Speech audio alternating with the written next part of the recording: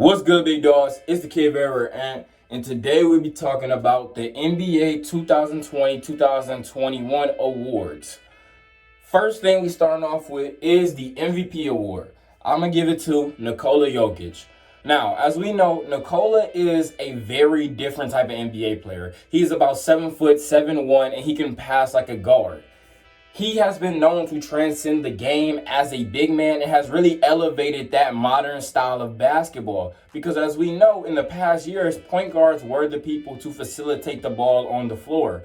But with Nikola Jokic's style of play, he's able to facilitate at a 7 foot body type. He's able to go off and still create a lot of opportunities for his teammates. This season, he had a career year with averaging about 26.4 points per game, 8 assists, and 10 rebounds, shooting efficiently around the court, and he has carried his team to a 47-25 record in the West. And keep in mind, he didn't have Jamal Murray in the season because he got hurt midway through. So he was able to be consistent after the injury occurred, and he was able to carry his team to a 3rd seed in the West, which is very impressive. So I will automatically give it to Nikola Jokic. The 2 runner-ups for the award, in my opinion, would be Stephen Curry and Joel Embiid. Stephen Curry, because he has had a better season than when he won his unanimous MVP, and he's been going off trying to carry that Golden State organization to a playoff seeding, but unfortunately they did not make it. But he's been trying his best. He's been all around providing the scoring ability for that organization,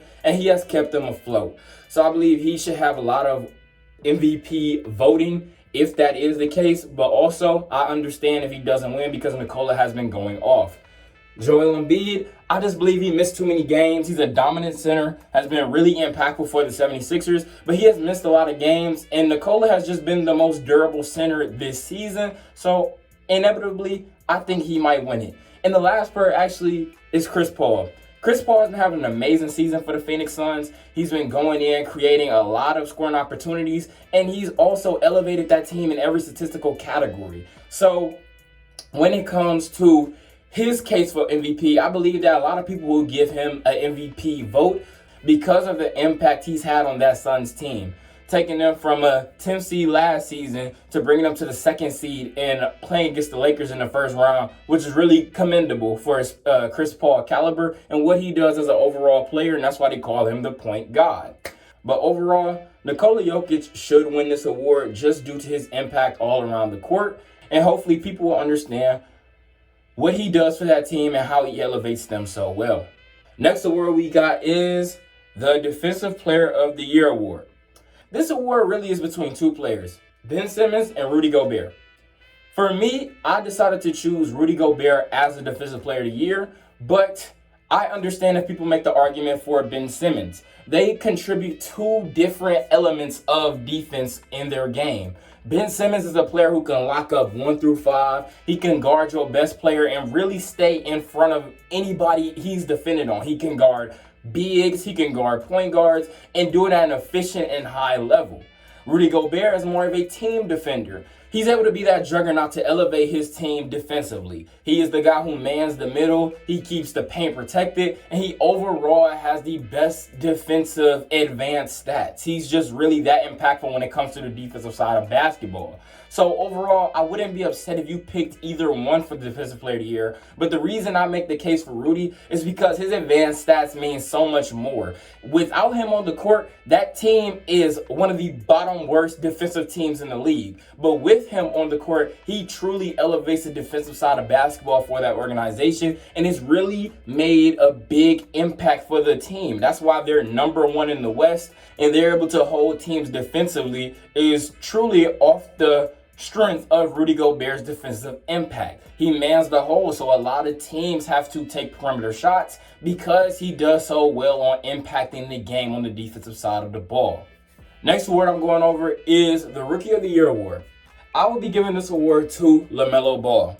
Now, I know there was a big case on whether it should go to Anthony Edwards or LaMelo Ball, but personally, in my opinion, I believe LaMelo deserves it because at the beginning of the season, before he got injured, he was the main impact of that team. He was the deciding factor. No takeaway from Terry Rozier, who's had a good season as well, and Gordon Hayward. Also been having amazing seasons, But LaMelo Ball has been the driving engine of that team, taking them to the play-in and improving their overall record as a team, which has all around greatly benefited the fan engagement in Charlotte. It has really benefited the organization as a whole.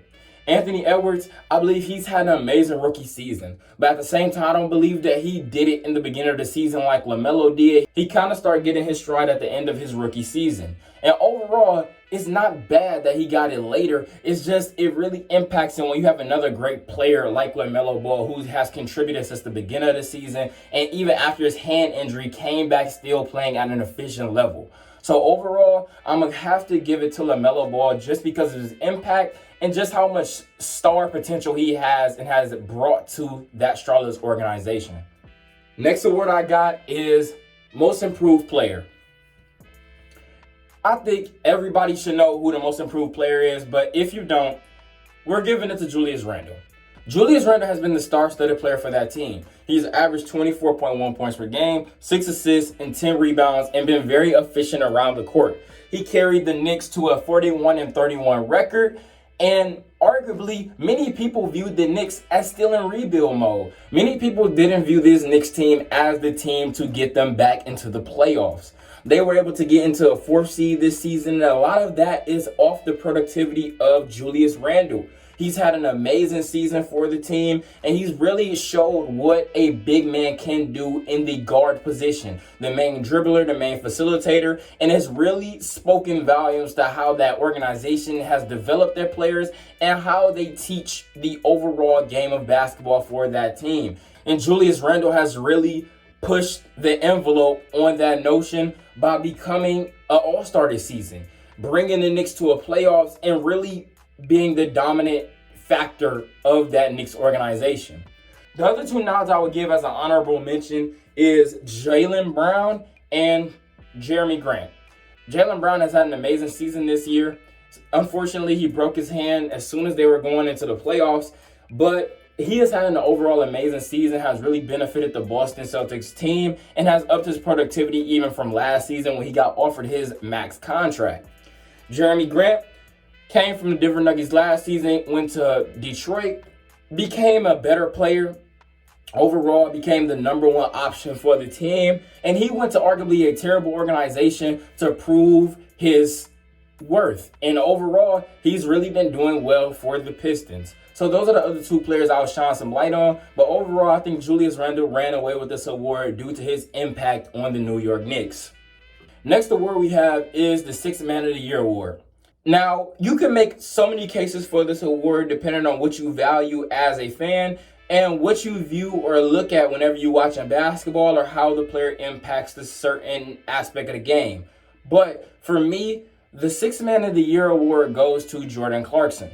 Jordan Clarkson has been able to average 18 points per game on a team that is the #1 seed in the West. He's been coming off that bench providing very efficient scoring and has been the dominant scoring factor when the starters are out of the game. Jordan Clarkson has really made a huge improvement from when he left Cleveland in his previous stint and going into the Utah Jazz organization and becoming that Sixth Man of the Year potential player. He has been all around very impactful for that team. And without his scoring ability, a lot of their success wouldn't be as prominent without that dominant player coming off the bench.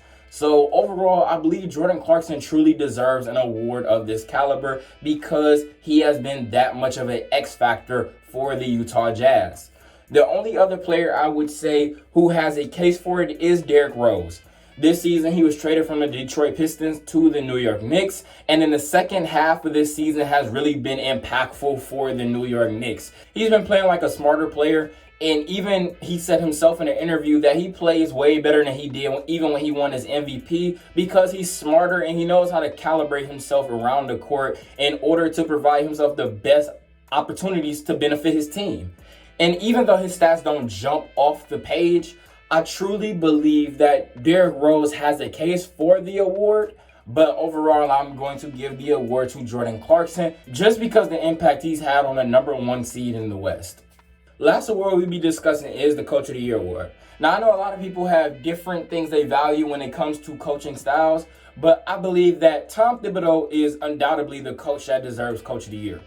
because he was able to bring a Knicks team from last season who weren't very good and able to bring them to a 4th seed in the playoffs, which a lot of that factor is on their players and Julius Randle's amazing season and different pieces that contribute to them on the team overall. But even Julius Randle said in a recent interview that Tom Thibodeau was the first coach to hold him accountable, which was the reason he's had such an impactful season. And when a player gives you such a high praise like that and contributes a lot of their success to the coach specifically, then it speaks volumes to how impactful he's been in that locker room, how impactful he's been as a coach, and overall what he contributes to an organization like the Knicks. And to bring that defensive, aggressive mindset to the organization has really carried them a long way and has allowed for them to be in the position they are now, in a playoff position in the 4th seed and plan to win a championship in the near future. So overall, I will give this award to Tom Thibodeau. Hope you guys enjoyed the video. Let me know what you thought about my opinions or who you thought should have won certain awards. Overall, leave your comments down below, like and share the video, and hopefully you guys are doing good. Peace, big dogs.